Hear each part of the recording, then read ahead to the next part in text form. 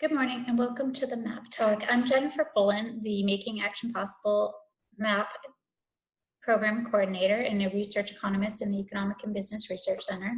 I'm joined today by Dr. George Hammond, the Economic and Business Research Center Director. Hi, George. And by Dr. Jeffrey Cusick, an Associate Professor in the School of Government and Public Policy at the University of Arizona. Dr. Cusick's here today to discuss his MAP white paper on Do Tariffs Help America's Workers? The Impact of Trade Wars on Manufacturing Employment. We're really excited to have you here today, Dr. Cusick, and to discuss trade wars on manufacturing employment. But before we get started with his portion of the presentation, I'd like to go over a few housekeeping details.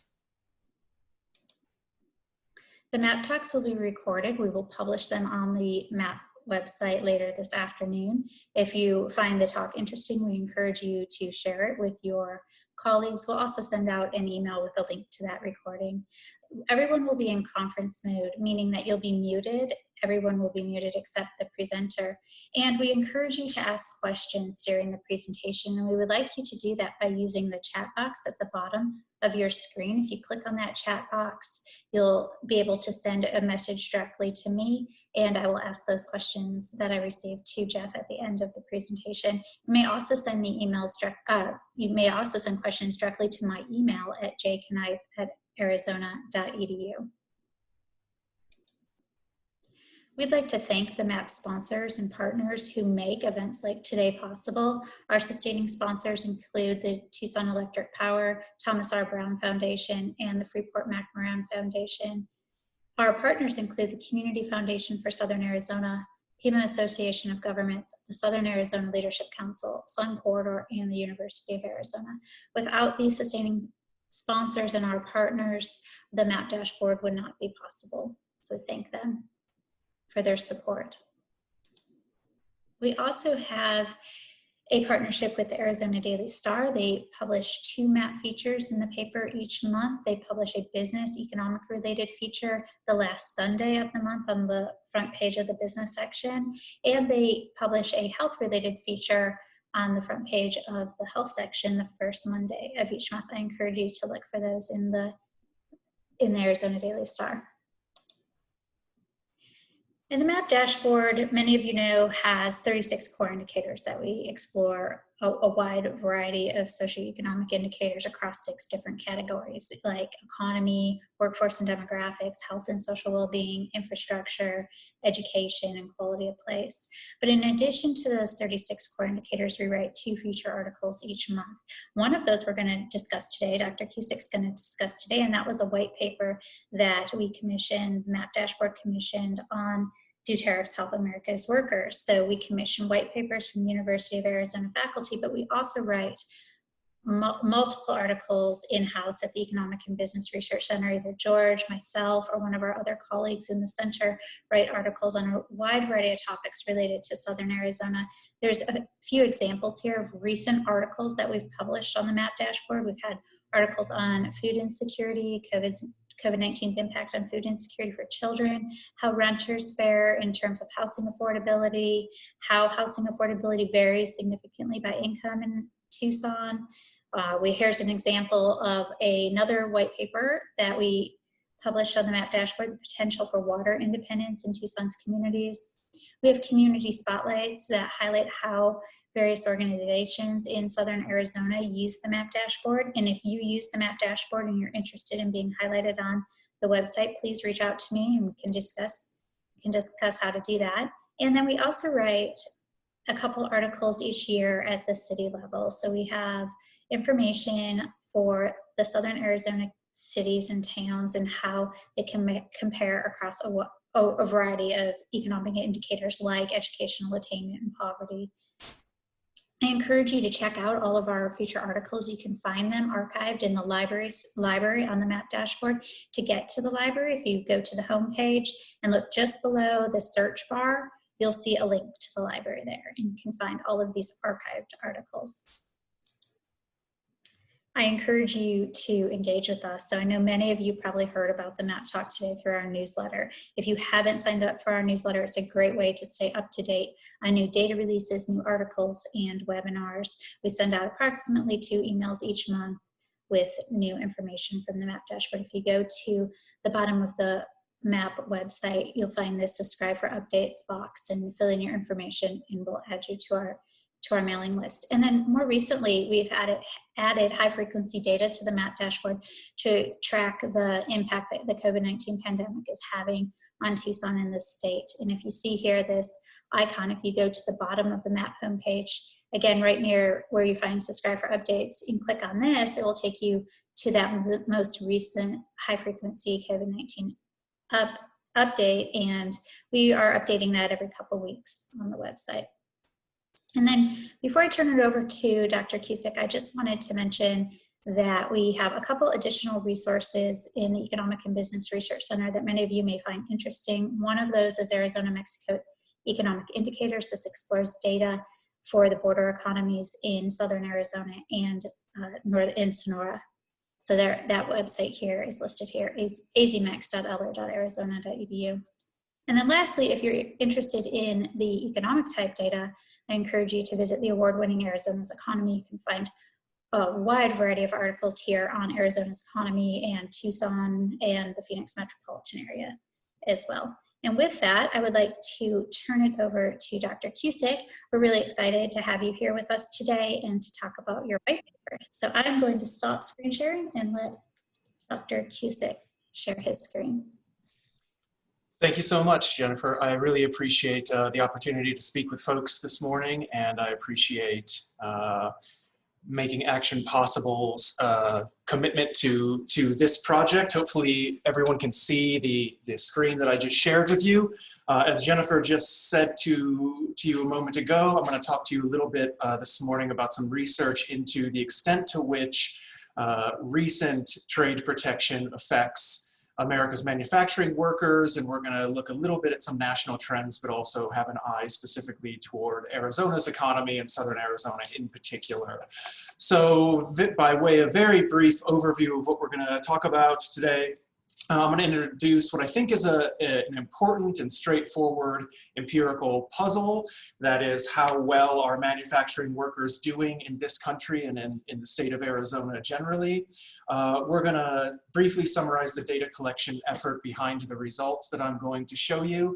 And then we'll look at both some national and kind of local level indicators of what tariffs, which industries they've been affecting, what the consequences of those tariffs might have been, and what we're going to have an eye on in particular today is whether tariffs are successfully creating jobs and increasing wages in protected industries, because at least in theory, that's what trade protection is supposed to be doing. We'll finish up with a few caveats about the data and some measurement issues that always affect projects of this type, and we'll conclude with a few inferences that we might want to draw from what I say this morning. So let's just start with an observation of an important trend that characterizes something that's been going on in the US economy that I'm sure many of you are already familiar with. This is total private sector manufacturing employment across the United States over the last 20 years. We see something, I think, quite obvious here, which is something that our politicians talk a lot about in recent election cycles, which is the deterioration or erosion of America's manufacturing base. And specifically, in the decade prior to the Great Recession, the United States economy lost almost 6 million manufacturing jobs, which is over a third of the entire manufacturing base. That's private sector manufacturing across the country. So 6 million jobs, a precipitous fall off in manufacturing employment up through 2009 and into 2010. And we have seen a modest rebound in employment since the Great Recession. And by the way, it's worth stopping with that statement to just point out that everything I'm going to be talking about today involves numbers that go up to the first quarter of 2020. So the economic shock induced by COVID-19 makes it very difficult to say anything definitive about how tariffs are having an independent effect on jobs and wages. because in addition to tariffs, obviously we have a global economic shock that's resulted from this public health pandemic. So when we say that there's been a rebound in manufacturing employment, what we're talking about is basically the second quarter of 2010 up through the end of 2019. So we see this sharp drop off, and the point of showing you this graph is that I think it sets up an important political situation and empirical question, which is we've seen the decimation of, or at least the erosion of, to phrase it less dramatically, the erosion of America's manufacturing base, specifically when we measure that in terms of total private sector jobs. And this is a policy concern. What are we going to do about this problem and the massive dislocation of workers in these industries? Just to follow up on this point about the job recovery since the Great Recession, nationwide manufacturing employment did bounce back to the tune of about 11 to 12%.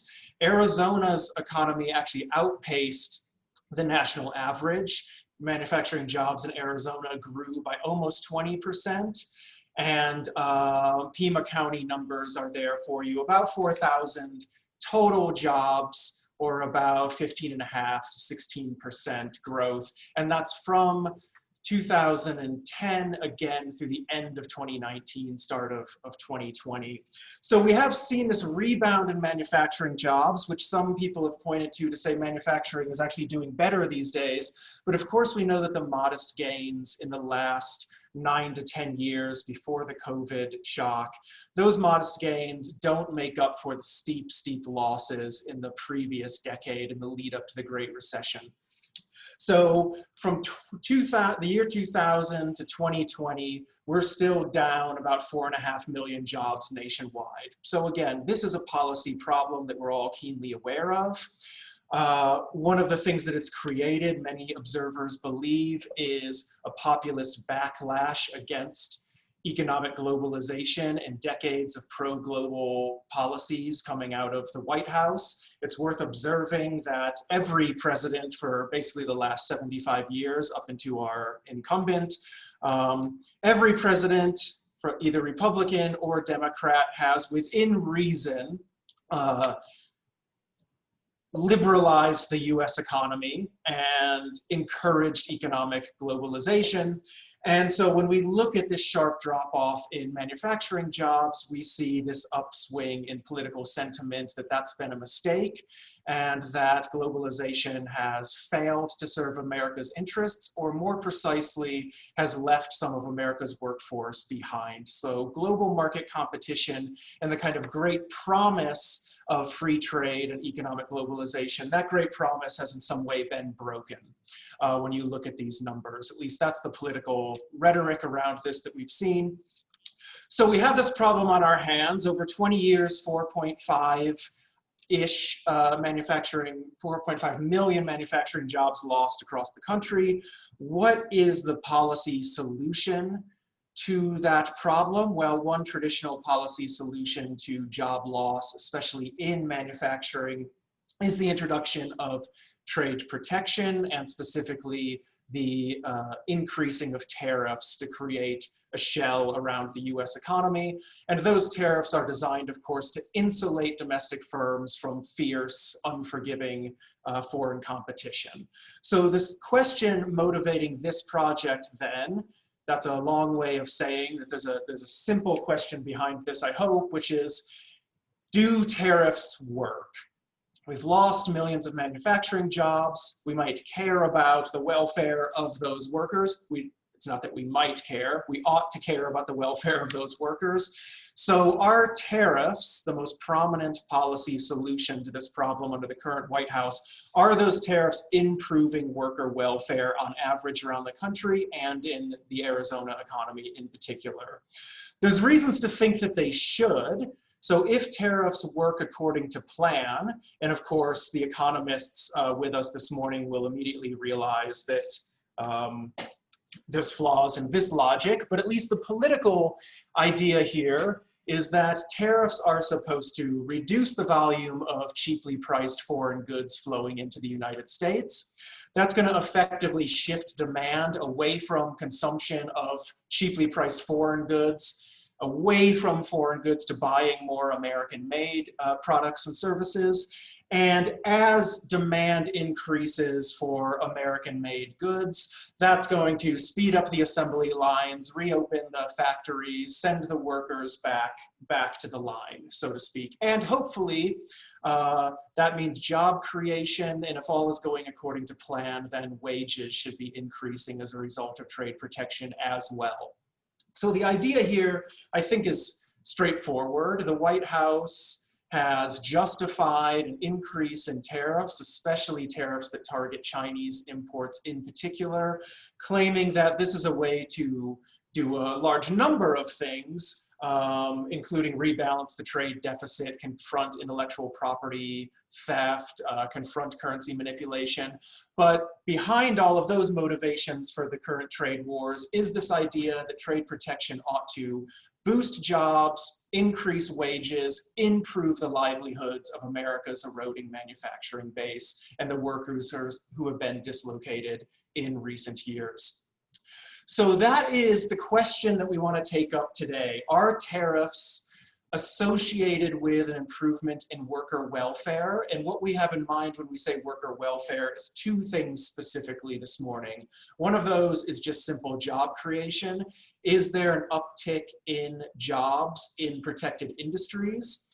And what are those workers being paid? So we can think about this then in two different ways. Are we creating jobs, or at least stemming the erosion of jobs, stemming worker displacement? And then in addition to that, it's not just whether one has a job, keeps a job, gets a new position, but what is that worker being paid? So some indication of whether these are quality jobs, so to speak. So we care about both employment levels and wages. And so what I've done for the research you're going to see today and the white paper that's available on the website that Jennifer mentioned is collect detailed data from MAP resources and the relevant US government bureaucracies that provide fine-grained information about jobs and wages on either the monthly or quarterly basis, as well as imports and tariff data, and assembled a rather large data set of employment outcomes and trade protection and imports for America's counties, first states, and then also counties by 3-digit industry code. And in the Q&A, I can talk a lot more about how these measures are aggregated and the pros and cons of looking at state level numbers versus counties, or looking at different levels of industry aggregation. Everything I'm going to talk to you about today uses 3-digit NAICS codes, which is America's classification system for industries, used for employment numbers, used for import and export numbers. So the idea here is fine-grained data on job creation or loss, wage increase or loss, by month or quarter, in as narrow a geographic space as we can possibly get. And so when we say that this is by industry, I put a few examples here at the bottom of the slide. We're talking about, again, 3-digit codes. Put a couple of examples here. That's 21 individual NAICS codes in the US government classification scheme. So it's as narrow as saying things like textile mills, paper manufacturing, or something like fabricated metal manufacturing, which is, of course, things like steel and aluminum. So that's just a brief word about the data collection effort. I'll leave that somewhat undetailed for now, but I'm happy to talk about that more in our Q&A. So let's jump to actually looking at a few pictures together. One thing we might want to ask ourselves right off the bat is it true in the first place that import growth is associated with job loss by industry across the United States? So what we see here is a simple scatter plot where each one of those blue dots is an industry 3-digit NAICS code. And this is data from the 20 years I showed you in that previous graph of manufacturing and employment. So the idea might be that there's this common sentiment that a lot of America's job loss can be attributed to a rise in imports, and that imports are crowding out domestic production. And so in industries where you see higher levels of imports, you're going to see larger job displacement or higher levels of unemployment. So what is this picture showing us? On the y-axis, we have employment growth over this period of time over import growth. So we actually see a modestly positive, although not very significant, I would argue, correlation here. That dotted line is just the simple linear line of best fit through this scatter plot, of course. And that challenges that simple version of the logic that import growth is going to drive down jobs on average. Now, you might already realize there are a lot of caveats that go into this, so you may not have expected to see much of a correlation here, but it's worth showing a picture like this, I think, because again, the common rhetoric is that imports should be associated with job loss, and we ought to see a sharp, negatively sloped line of best fit in this picture, and we don't see that. So the correlation is mildly positive, not negative. Why might that be the case? Well, one thing we know is that even measuring this by 3-digit industry code, we're picking up a lot of different things that are going on in the local economy or across the US economy, generally speaking. So one observation worth making right off the bat is that surges in imports or high levels of import growth could be a sign of a thriving industry, not a dying one. So the simplest way to think about this is that if you're a manufacturing company that relies on foreign inputs to produce the consumer good that you want to eventually sell to the American consumer, your business might rely quite heavily on those cheaply priced foreign inputs. And so imports and access to those materials might allow your business to thrive and grow and employ more people rather than this traditional story that you're being crowded out of the marketplace. So I think most folks would get the intuition behind that, I hope, but I wanted to show that it's not at all straightforward when people claim that imports are necessarily systematically driving down employment in the United States. Now, there is evidence that that happens in specific industries, so I'm not denying that that's true. We're just talking about a general trend here. One reason we might actually think that tariffs are not the optimal policy solution, or that they may not have that much effect on worker welfare, is an additional observation that I wanted to make to you here at the outset. So the last thing we just said is, or the last question we just raised is, does import growth, is import growth correlated with job loss? Not on average in a consistent way.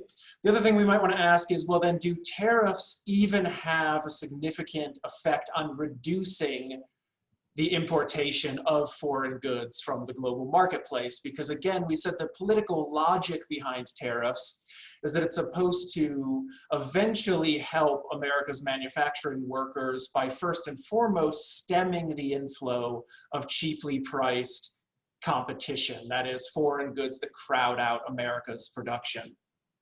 Well, it actually turns out that tariffs, again, on average, just looking nationwide, didn't, and this is true historically as well, we can look at other examples or talk about other examples of this as you wish, if you wish, tariffs didn't actually drive down imports in the immediate aftermath of the 2018 US-China tariff hikes. So what is this graph showing us? This is just billions of dollars worth of imports seasonally adjusted over the time period you see here, basically the last 5 years of imports data. And we have two separate lines where I just grouped industries by whether they're above or below the mean of how heavily protected they were in the first 3 rounds of the White House's tariff hikes on Chinese imports. So what do we see here? We see relatively consistent behavior in the marketplace or in the import data over time. If tariffs had an immediate effect on reducing imports, we would see that after that vertical solid blue line here in the picture, we would expect to see a negative trend, at least in these most heavily protected industries. So what we actually see, to put this in a nutshell, is that tariffs aren't cutting imports that much. And that might surprise you. We can talk about reasons why that's the case. A couple of things that are worth observing is that, first of all, the industries that were most heavily protected in the first few rounds of the US-China tariff hikes were actually not the industries that were doing the largest amount of importing. They were also not the industries where there was the largest amount of job loss prior to the trade war. So if you're thinking to yourself, how might we predict where the US government decides to protect domestic industries or not, you might think, well, the government's going to slap tariffs on those industries where job loss is the highest or where those import shocks are the greatest. And of course, we know that tariffs are a political decision. They're not based solely on those economic fundamentals. Another thing worth observing is that Trump's initial threats to apply tariffs came long before the summer of 2018, when most of these measures actually went into force.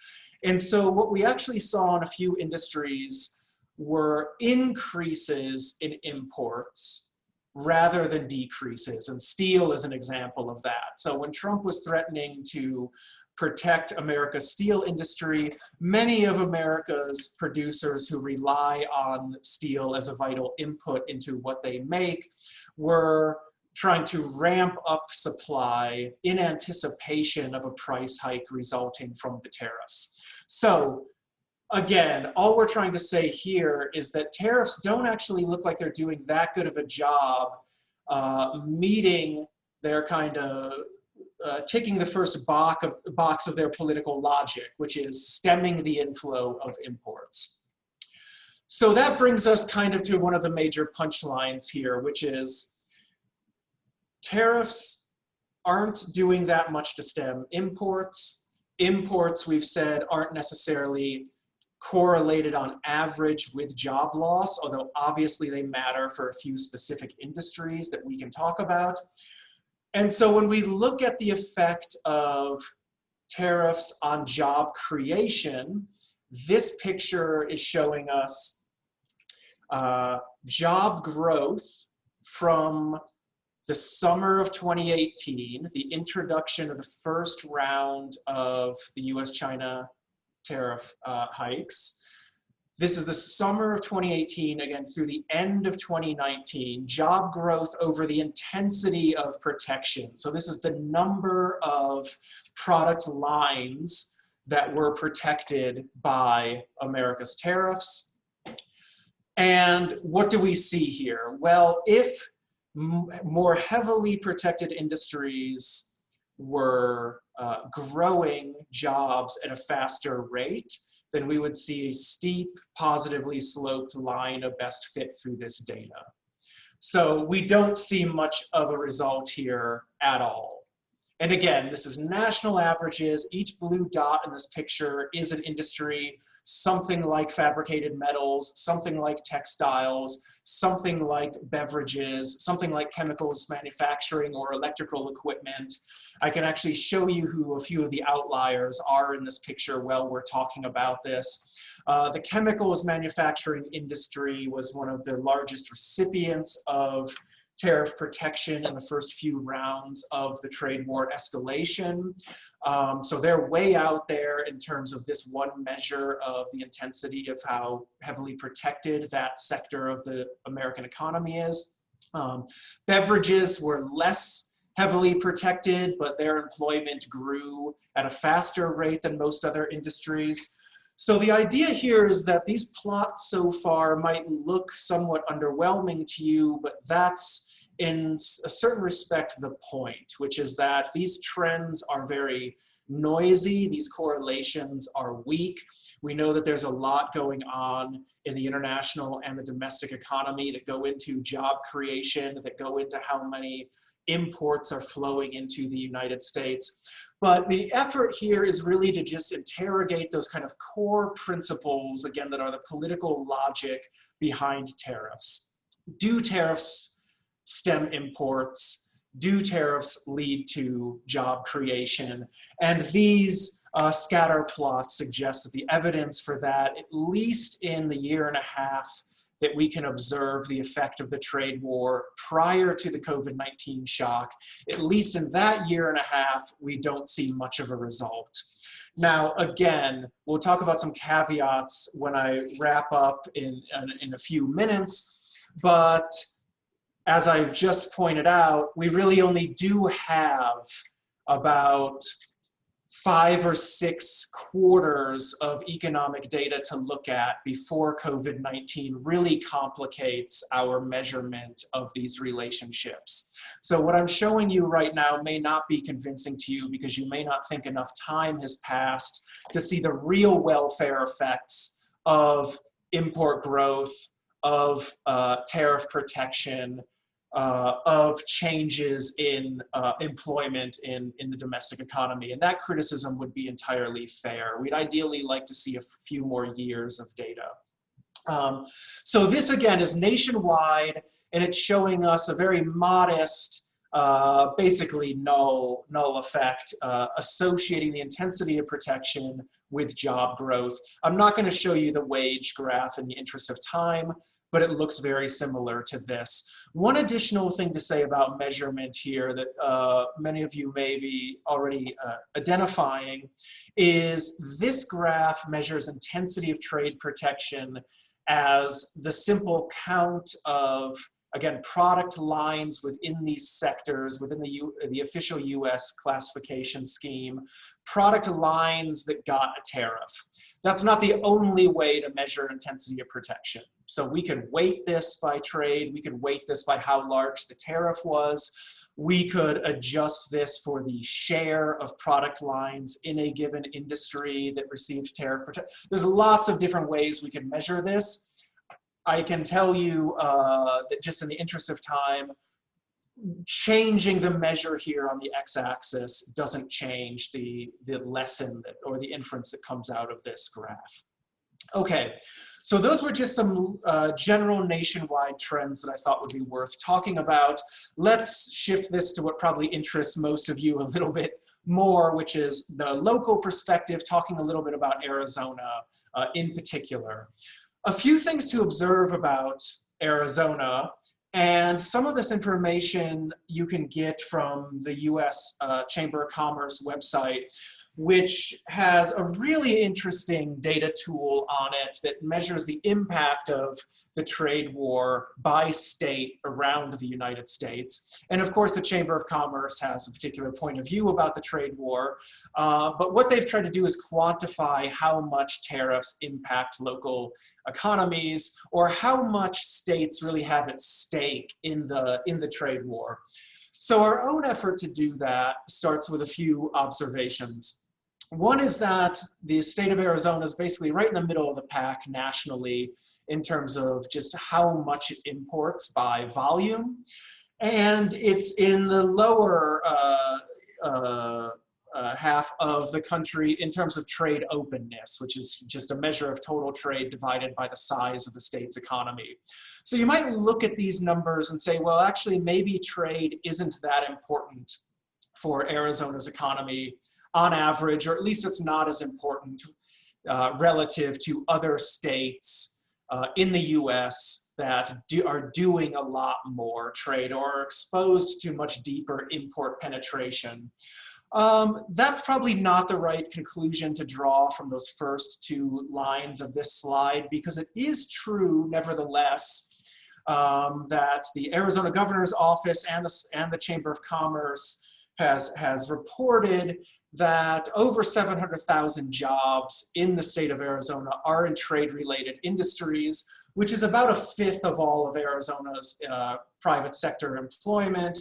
And so trade policy clearly does matter for the state. It's not enough to just say that we don't import as much as a lot of other states around the country. This clearly matters for a large number of local workers. So let's look at Arizona's experience in a little bit more detail here.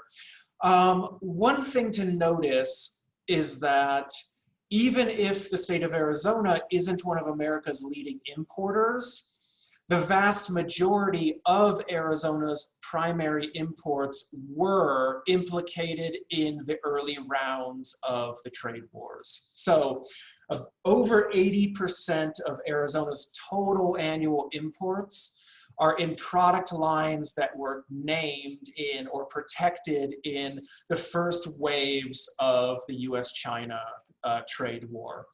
So that is specifically harmonized system codes 84 and 85, which are include electrical parts and components, electrical machinery. So that amounts to about $8 billion worth of goods, so a non-trivial amount of trade. So this means tariffs may have had, or we might reasonably expect them to have, a significant impact on Arizona's economy. At the same time, we can make another observation about Arizona's economic health, which is that the economy grew rather well in 2019. So in the year immediately following the first 3 waves of tariff hikes, the Arizona economy was growing. And in fact, it was growing above the national average. And manufacturing employment specifically was growing above the national average. In fact, it was 5th place nationally in terms of its job growth. So we might think, well, maybe tariffs have something to do with this story. So tariffs were targeting Arizona's principal imports. And in the subsequent year, Arizona's economy was outperforming national averages. So let's ask ourselves whether these two things are correlated with one another. The answer to that, in my estimation, is not really. And there are a couple of reasons to say that. Why is 2019's economic performance, which was, again, relative to national averages, rather good in the state of Arizona, why is its economic performance probably not attributable to trade protection?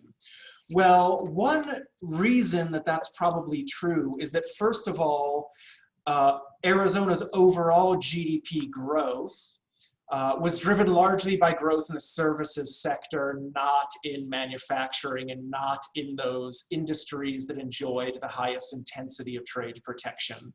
So manufacturing grew modestly in 2019 in Arizona, but other industries were chiefly responsible for pulling up total GDP growth over the year. It's also true that just like the nationwide picture I showed you, tariffs did not seem to stem the import of foreign goods into the state of Arizona. So even though tariffs hit the vast majority of Arizona's major imports, we didn't actually see a decrease in the total volume. So those tariffs were not depressing import penetration or alleviating import pressure, if that's what we want to call it. And most importantly, job growth was actually slower in the most heavily protected industries. It wasn't faster in those protected industries on average. So let's look at that. This is similar to the picture I showed you a few moments ago for nationwide numbers. This is, again, employment growth in the 6 quarters after the initial tariff hikes in the US-China trade war. This is the intent, that's on the y-axis. It's scattered over the intensity of protection. And we see basically no broad-based correlation between job growth and trade protection Just like we saw nationwide, we see a similarly weak or basically zero correlation within the state of Arizona. One outlier here again is chemicals, which were targeted heavily by tariffs. The chemicals industry grew nationwide and it grew moderately in Arizona as well. So one observation to make about this, we'll just jump back a slide for a moment. This idea that job growth was slower in protected industries. You might be thinking to yourself, well, again, tariffs probably were targeted to industries that were performing poorly before 2018. That's probably why they were protected by tariffs in the first place. And so you might think, well, there's non-random selection into which industries get trade protection, so of course those industries aren't going to be doing as well. But actually the numbers suggest that, again, job growth was a poor predictor of which industries were protected. I'm aware of my time and I want to leave sufficient time to address questions. So let me just skip through a couple of things really quickly. Everything I just showed you for the state of Arizona basically holds for Pima County specifically. Drawing strong inferences about Pima County is difficult because the data at the county level around the US suffers from a large amount of missingness for reasons that we can talk about. Job growth in Pima County outpaced national averages in about half of all industries. Wage growth outpaced national averages in about half of all manufacturing industries. But again, these were not the industries that were most heavily protected by tariffs. Let me skip here to a couple of really quick caveats. Again, I just mentioned that there's missing data that affects any kind of study like this. I'm happy to talk about that in the Q&A. I've mentioned that COVID-19 severely limits the time span that we can analyze when looking at these trends. But even with those caveats in mind, the effort here was to identify broad-based correlations that speak to the common political rhetoric around trade protection. That rhetoric is that imports cost jobs, tariffs reduce imports, and downstream benefits of trade protection ought to be the restoration of those lost jobs and hopefully an increase in wages. And what my report, I think, is able to do, in spite of some of the data and time span limitations, is speak to those big picture claims and show that, in fact, there's a lot more going on in the domestic economy that's going to shape job creation and wage growth, and that, in fact, tariffs are a poor predictor of how well a particular manufacturing industry is doing. So I'll leave it with these conclusions then, which is that imports are not a strong predictor of job loss, which we've now said several times, and that some of 2019's positive growth numbers, especially in the state of Arizona, were not actually driven by manufacturing gains, certainly not in wages or job creation. It was actually the services sector that was growing faster. That's consistent with some other things we know about the US economy that I'm happy to talk about in more detail. And so, speaking in general, looking at average economic indicators across the United States and the state of Arizona, we can say that the intensity of trade protection is not highly correlated with either job creation or wage growth on average. So my effort here is not to diminish the importance of potentially protecting some industries, and it's not to diminish the importance of job loss in manufacturing across America.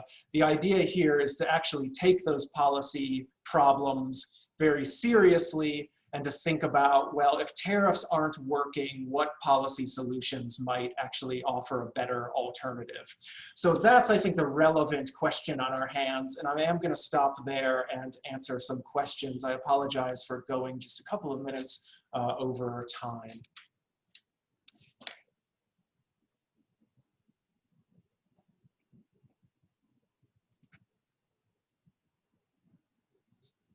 And Jennifer, I think you're muted there.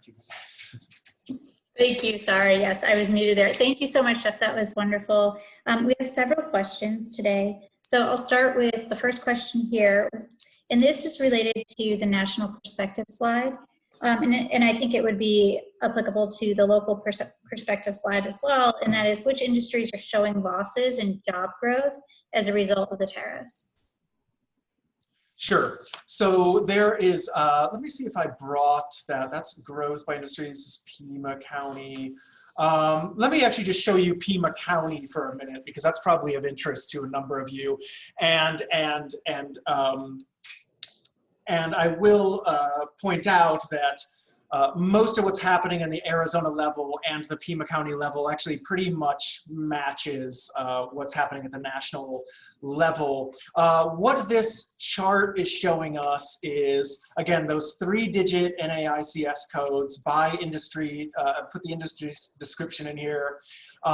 This is a total job change in those 6 quarters that I'm able to observe from, again, basically the summer of 2018 through the end of 2019. And this is what's growing in the local economy here in Tucson or Pima County. This is reasonably consistent with what's going on nationally. So we know, for example, that there are a couple of specific industries that have been decimated in the US economy, like textiles manufacturing. Apparel manufacturing being another one of those. One exception here between Pima County and national averages is actually nationwide beverages and tobacco are doing better. They're not doing as well locally here. This would be further up the list nationally. But I'm happy to, let's go back to that picture. I just didn't label all these dots, unfortunately, for ease of seeing the broad correlation. I'm happy to circulate this after the talk with industry labels if folks would like to see all the raw data there. But again, this is beverages, this is chemicals. Down here is your apparel and textiles. And in here are things like fabricated metals, paper products, things of that nature. Great, thank you. Another question is, have tariffs reduced imports historically? So that's a great question. So the evidence on this is mixed, and there's a couple of reasons why that's true. The effect varies by the magnitude of the tariff and whether those tariffs came as a kind of policy surprise to the marketplace. So the interesting thing about the steel example for the last couple of years of the United States is, again, that the Trump administration was talking about steel tariffs on the campaign trail in 2016. So that made some steel users concerned about price hikes and limited supply in the future. And that's why if you look at steel imports in particular, Trump's threat of increasing tariffs actually leads to a sharp increase in steel imports in 2017. So if you look at the historical trends in this, you see some volatility around tariff announcements and some mixed results when the tariff actually becomes implemented. That's a convoluted answer to the question, and I apologize for that, but I'm just trying to point out that there's a lot of noise in trying to measure these things. Much more simply, I would say that tariffs in the last 20 to 30 years have not had a systematic downward effect on imports. Other forms of trade protection have. One of those is anti-dumping, which we can talk about, but America is one of the world leaders in a trade policy practice known as anti-dumping, which is just basically a tariff that you can use under specific circumstances. And anti-dumping measures seem to be much more consistently associated with a downward shift in imports, whereas tariffs do not, or are not associated with that. Great, thank you. I think a great follow-up question is, do tariffs have a larger effect in the short term or over the long term? Yeah, so one of the things I've been interested in studying is whether tariffs actually, and I didn't show you this here, but some of you might be interested in this, we can think of tariffs just trying to stem the inflow of cheap foreign goods. And if we think of them that way, then we might just ask, well, do tariffs reduce import volumes? Another thing that tariffs might be trying to do is actually just reduce volatility in the marketplace. So what you might be trying to do is reduce your exposure to import shocks or unpredictable shocks in the marketplace. And so Jennifer, to that question, the reason I bring up this issue of volatility is that what we do see in terms of long-term versus short-term effects is levels will go down in the longer term, whereas volatility goes down in the shorter term. So in other words, the market behavior tends to become a little bit flatter. That is the peaks and valleys in the import levels graph. Those flatten out in the short term in the immediate aftermath of a tariff. They're preventing some of those import shocks from occurring. But it sometimes will take several years for that reduction in absolute levels to be witnessed. One reason for that, I think, is simple, which is that trade relationships are heavily institutionalized, right? So unlike, you know, trading equities on Wall Street, where we can move our money around the global marketplace in the blink of an eye, trade relationships implicate contracts that are made months or years into the future. So the market doesn't easily adjust overnight to the introduction of a new policy like a trade barrier. It's going to take time before we see people adjust their supply chains or for consumers to adjust their behavior in the wake of increased prices. There's lots of things that make trade sticky that mean tariffs are not going to have an immediate impact. Has there, and you may not know the answer to this, but have there ever been specific industries where tariffs have actually boosted jobs in the long run? Well, so it depends a little bit on how narrowly we define these things. So, you know, one of the things I really want to be at pains to not say today is that tariffs on average have no effect. So we know, for example, that steel tariffs were largely credited by United Steelworkers and US Steel in 2018 for creating a few thousand new jobs, including reopening an idled steel plant outside of Birmingham, Alabama. I think this example is actually in the white paper if you'd like to read a little bit more about it. Many of you are probably already familiar. So if we just look at steel producers, then the story about employment is different than if we look at the steel industry broadly defined, which includes producers and users, or at least some of the users. But that's actually why I like the approach adopted in this research in front of you this morning, which is that we could cherry pick out some very narrow segments of the domestic economy that are winning from trade protection. But I think it's actually more interesting to look at these big picture averages and show the null result in terms of the overall welfare impact. Because it's not enough to say that there's been 1,200 jobs created outside of Birmingham, Alabama. Those jobs clearly matter, and I'm not diminishing that. But we have to look at those 1,200 jobs in terms of overall economic performance, and that's where the lack of correlation here, I think, shows us that tariffs as a general response to job loss are not having much of an effect. We have a couple of questions on nearshoring. The first being that, do you have data that shows an increase in nearshoring and or shifting manufacturing from China to avoid tariffs? Right, so this is a great question, and this is a policy problem, especially as we've seen countries entering into and renegotiating trade deals in recent years. So the idea is whether you can adjust your supply chains or adjust your trade relationships and trade routes to either get around some of these trade barriers or adjust for the increased cost induced by trade protection. I have frankly not looked at the data on how much repositioning has happened in the global economy as a result of the trade wars. There is some evidence on trade diversion that we could talk about, but that is usually studies that look at things like how Latin American soybean producers have increased their exports to China as a result of the US-China trade war. So unfortunately, I don't have a great answer to that question. Okay, great. I think that sufficiently answered the other question on nearshoring. And then, do you think that the U.S. tariffs on China are affecting U.S. supply chains? The short answer to that is yes.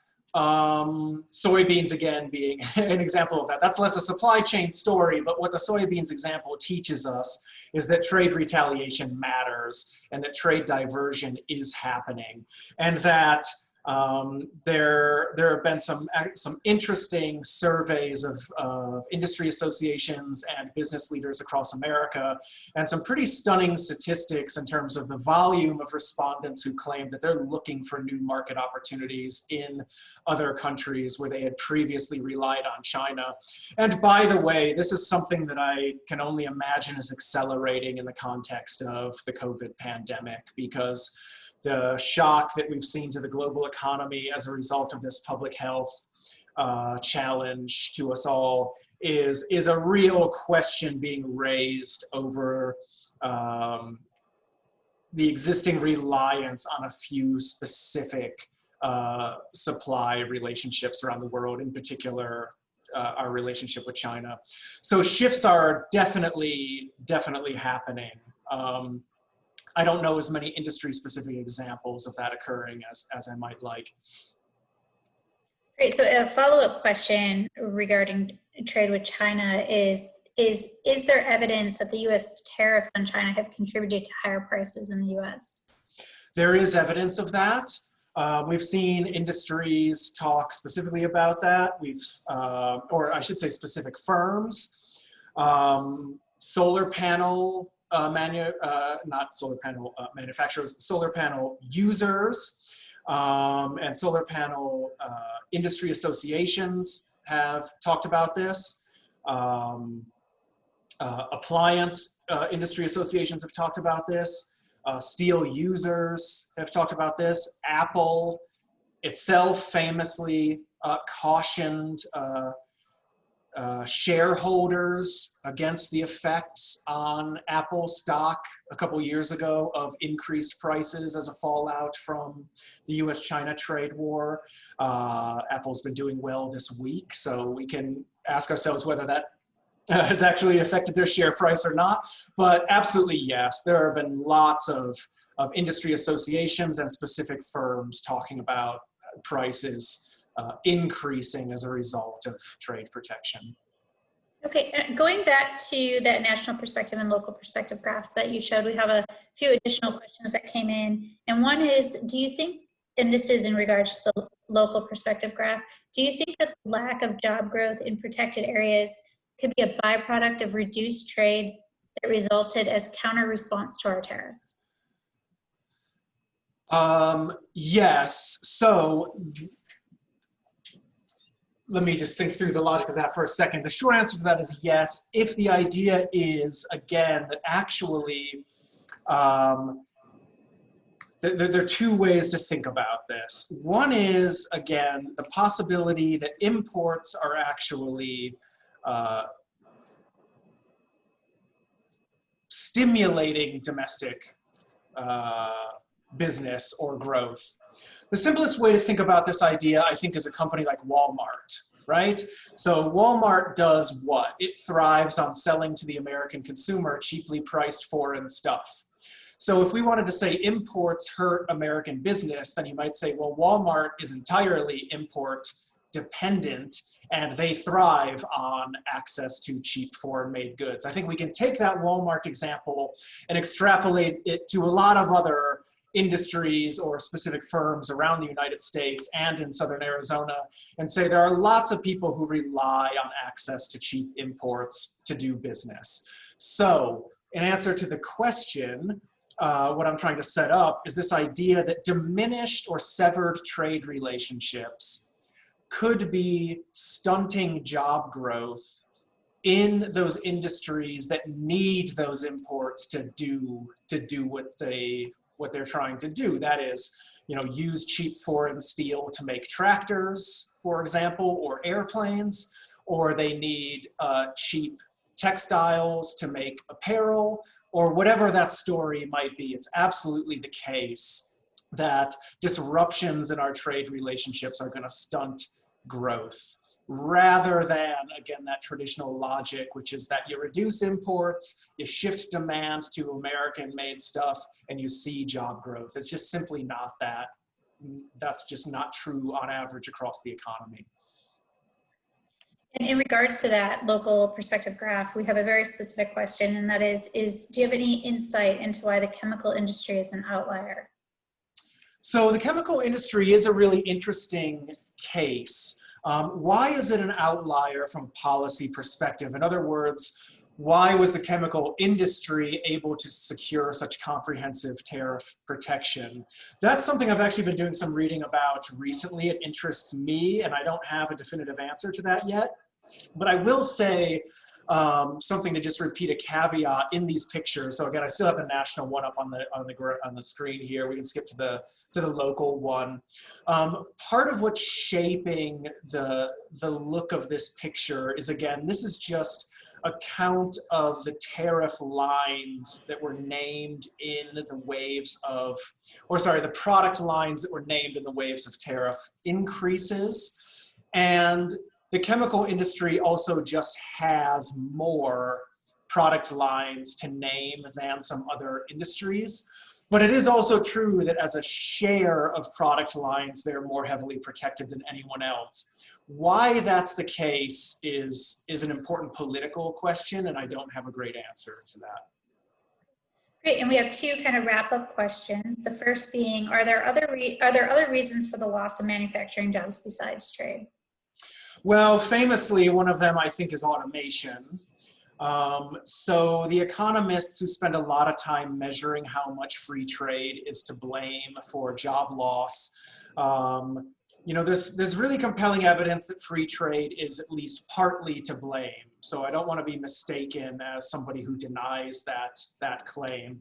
I think even the most dedicated pro-free trade warriors have to admit that trade liberalization causes domestic economic adjustment in the workforce, right?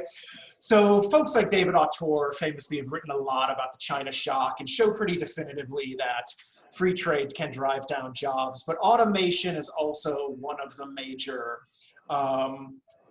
culprits here. And then just also shifting comparative advantage. So it's commonly heard in the United States over the last few decades that America doesn't make anything anymore. And what that statement really means is that our manufacturing base that was once central to the global economy has eroded over time, and we've become a services economy. And that's absolutely right. One thing to notice is when we look at 20 years of employment across the United States, if we skip all the way back to this, the US economy added 4 services sector jobs to every individual manufacturing job lost. So the reason the United States in particular in this decade, in the last decade, had over 100 months of positive jobs reports, 100 consecutive months of jobs growth, was not this manufacturing rebound, it was services growth.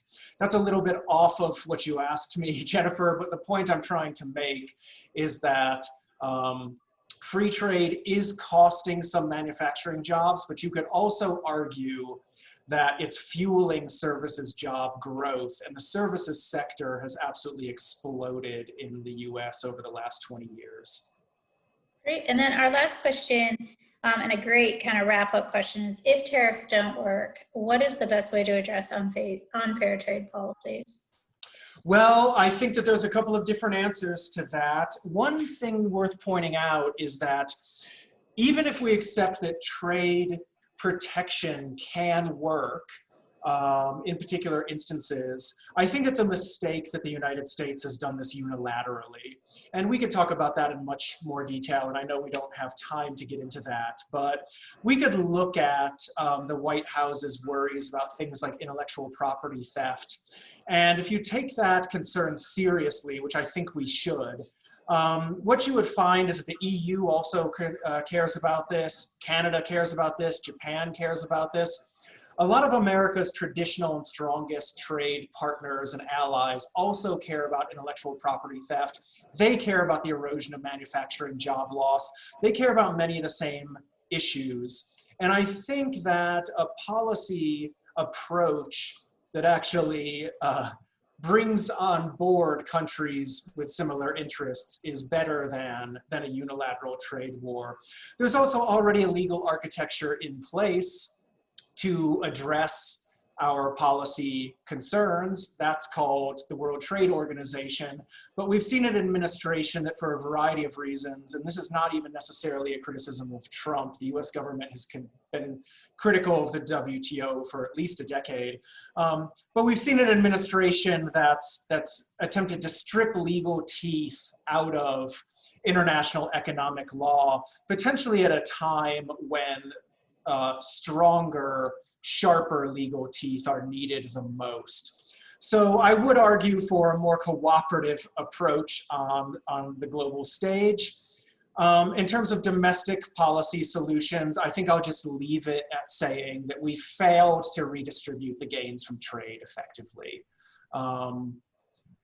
We have a booming services sector. We have export-dependent industries that are doing well as a result of globalization in this country. And we have not done a good job addressing the very real policy concerns and frankly, just social and cultural welfare concerns associated with job loss. So something has to be done to redistribute wealth from, you know, our Wall Streets and Silicon Valleys to the Rust Belt. And I just think there's no way around that moving forward, because we've seen the way that that's dividing American politics. Great. Thank you so much, Dr. Cusick, for this presenting here today to this audience, all the great questions we got from the audience members. Dr. Cusick's white paper was incredibly informative. You can find it on the MAP Dashboard website, again, under library and then MAP Dashboard white papers. We thank you for your time and the excellent work that you've done on this. And thanks, Jennifer. And let me just say to the group, if I could, that, you know, I've tried to give a general overview in the interest of time today. Please do contact me if you want to talk about any of this more, if anything was confusing, if you want more data. I can talk to you in greater detail about any of these issues. Wonderful. Thank you. Thank you for everybody for attending. Thanks so much.